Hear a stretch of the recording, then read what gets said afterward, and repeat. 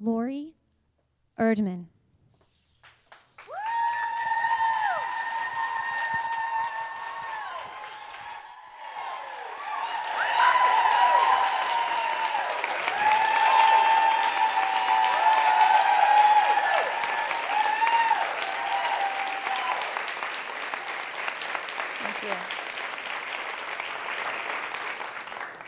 Thank you so much. I used to live on a hamster wheel. I was an attorney working, 60 to 80 hours a week. I wasn't happy. I was tired. I was on a first-name basis with the barista across the street and the vending machine down the hall. I longed for the weekends because then I could sleep. My body was a mess. I suffered from chronic sinus infections, digestive issues, and the most god-awful menstrual cramps you can imagine.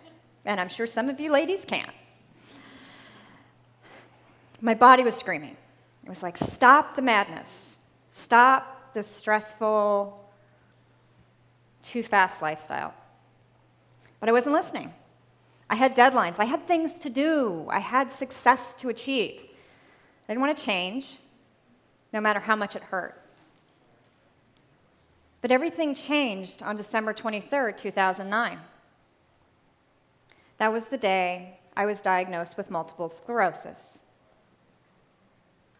an incurable and potentially debilitating disease. When I left the doctor's office, I was scared shitless. I was freaked out. I didn't know what to do. I was tired. So I went home and did what most people do in this situation. I got on the internet. I don't recommend it. Because what happened next is I started to create a story. A story where I was in a wheelchair. My husband was going to leave me because I was disabled. And because I had not yet checked off that item on my to-do list, which was get long-term care insurance, I was going to end up destitute. So add that to your to-do list for tomorrow.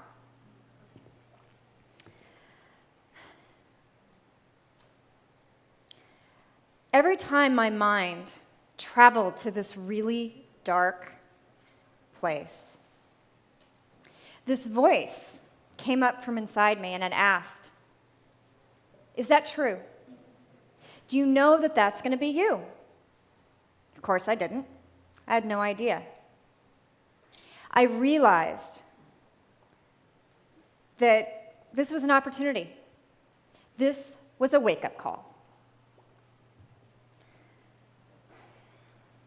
But I still didn't know what to do. Wake-up calls are a funny thing. They come in all shapes and sizes, from a diagnosis to a divorce, from a close call on a backcountry road, to getting in your car at 11 o'clock at night for the 20th night in a row, just having left work, and asking yourself, how much longer can I keep this up? The other thing about wake-up calls is that they never arrive at a convenient time. You can't schedule them on our calendar.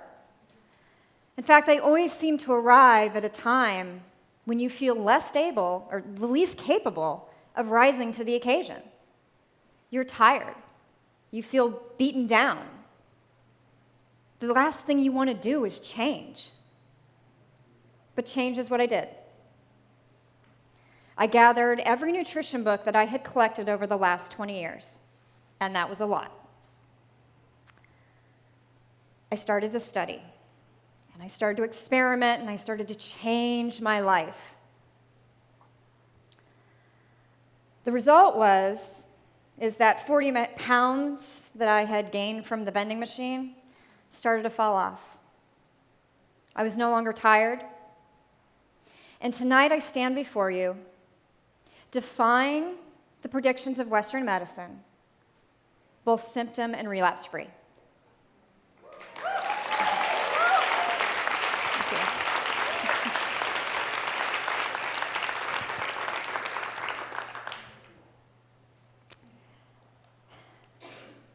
How do you answer the wake-up call?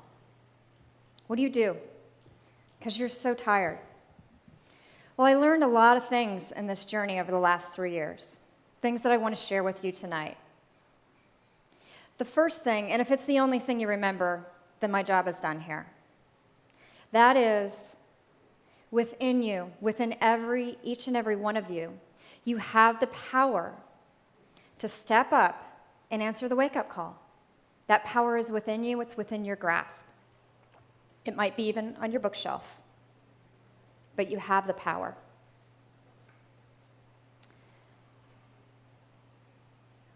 You also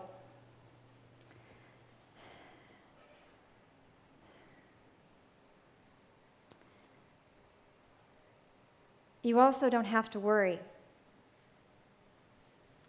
because everything is within your reach.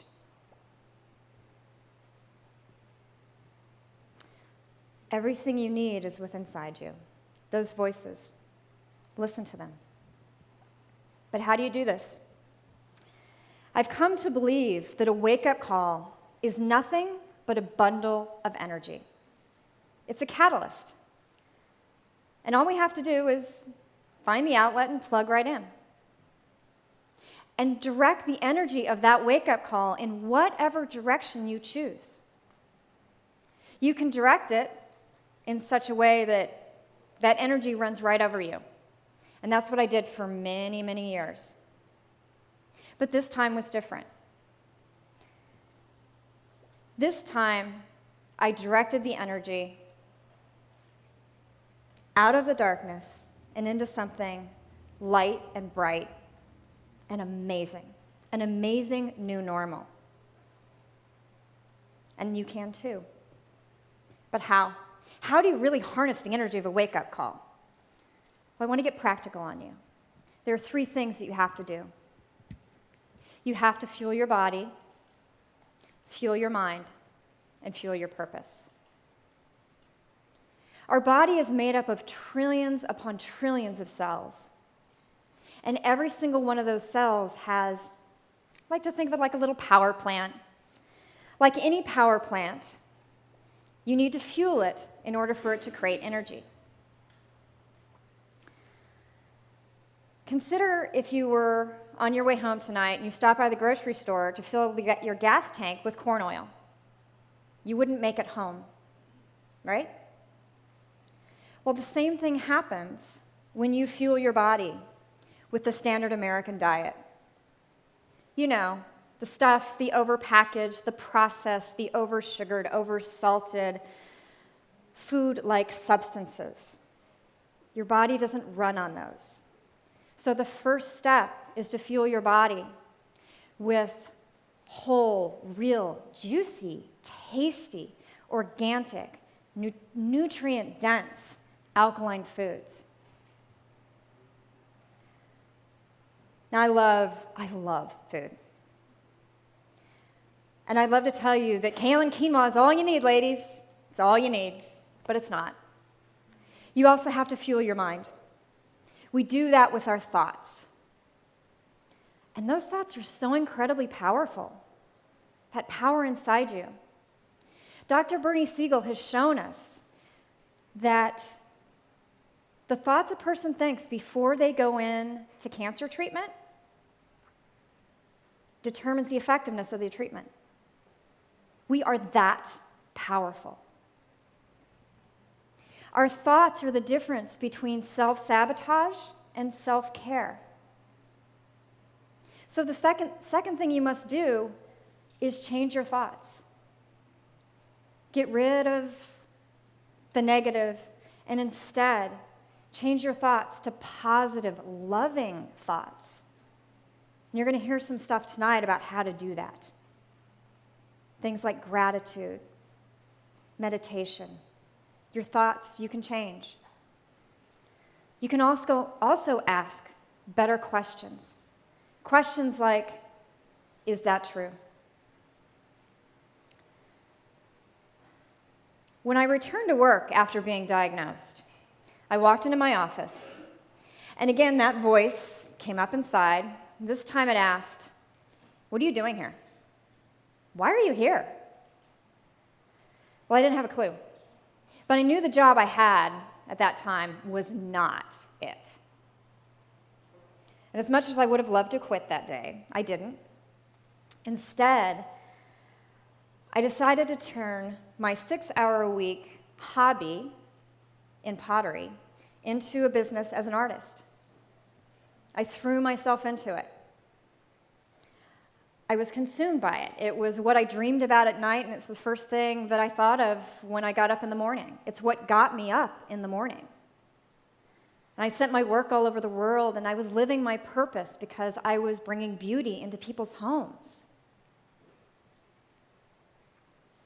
But purpose is a really funny thing because it's not static. It's dynamic. It changes with us. It grows with us, and then we grow into it, and it's this beautiful cycle. I no longer make pottery, but I'm still living my purpose. And that purpose today is to coach and teach and inspire other women to answer their own wake-up call. Now, when your wake-up call comes, you don't go hunt down your purpose. Instead, you just become open. You get yourself ready to receive the messages. Because when you're ready, the messages will come. Your purpose will appear. So just be open to it. Let your heart open to what it is you're truly meant to do. And it doesn't mean that you have to quit your day job. It may mean that you just need to go do that hobby that you've always dreamed of doing. Or it could be volunteering for a cause you're passionate about. Or it could be raising the most amazing children. But it's that thing that gets you bounding out of bed in the morning. That's your purpose. So live it. When the wake-up call comes, and it almost always does for all of us in some form or another, when it comes, answer it. Pick up the phone. Pick up the phone knowing that you have the power within you and the resources within your reach to create a fabulous, kick-ass new normal. Thank you.